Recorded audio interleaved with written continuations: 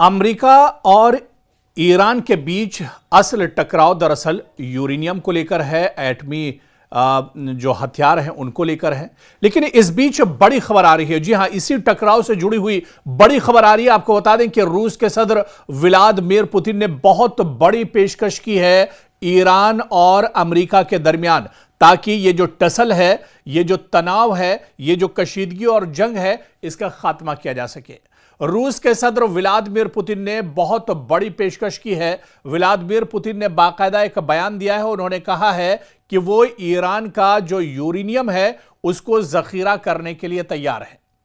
तो रूसी सदर व्लादिमीर पुतिन ने दरअसल बहुत बड़ी पेशकश की है, और यह पेशकश दरअसल उस तनाजुर में है जिसको अमेरिकी सदर डोनाल्ड ट्रंप ने कहा था कि ईरान अपना जो यूरेनियम अफजूदा किया है, जो यूरेनियम ईरान ने दरअसल तैयार किया है, उस यूरेनियम को ईरान अमेरिका के हवाले कर दे। हालांकि ईरान इस पर तैयार नहीं हुआ था, इस पर राजी नहीं हुआ था, और ईरान का यह कहना था कि वो दरअसल अपनी सिक्योरिटी के लिए, अपनी हिफाजत के लिए यूरेनियम पैदा कर रहा है, अफजूदा कर रहा है, तो वो ईरान अमेरिका को आखिर कैसे दे सकता है।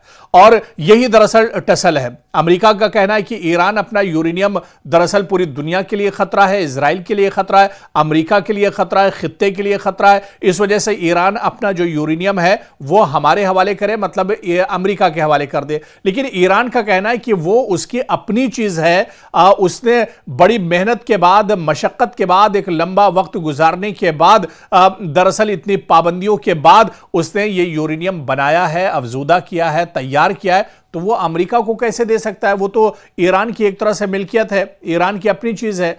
तो अब इसी टसल को दरअसल खत्म करने के लिए, इसी टकराव को खत्म करने के लिए रूस के सदर व्लादिमीर पुतिन ने बड़ी पेशकश की है, और उन्होंने कहा है कि ईरान का जो अफजूदा यूरेनियम है उसे जखीरा करने के लिए रूस तैयार है।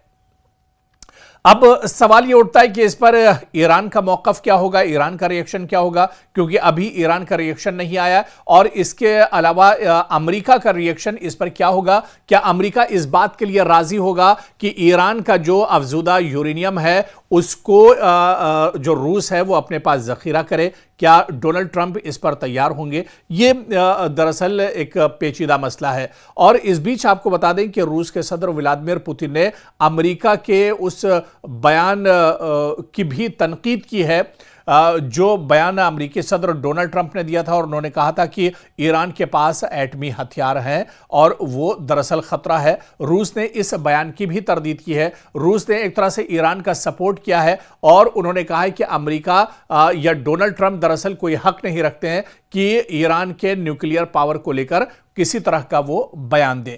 तो रूस के इस बयान के बाद, रूस के सदर व्लादिमीर पुतिन के इस बयान के बाद कहीं ना कहीं ईरान को एक बड़ा सपोर्ट मिलता दिख रहा है। और इसके अलावा आप देखिए कि यह एक बहुत बड़ा झटका अमेरिका के लिए है, इजराइल के लिए है। अमेरिका, अब सवाल ये उठता है कि अब इस मामले में क्या करेगा। अमेरिका न तो पीछे जा सकता है और ना ही आगे जा सकता है। न तो अमेरिका ये कह सकता है कि जो अफजूदा यूरेनियम है ईरान का वो रूस अपने पास रखे, जखीरा करे। न तो अमेरिका ये चाहता है कि ईरान अपने पास जो यूरेनियम है उसको अपने पास रखे।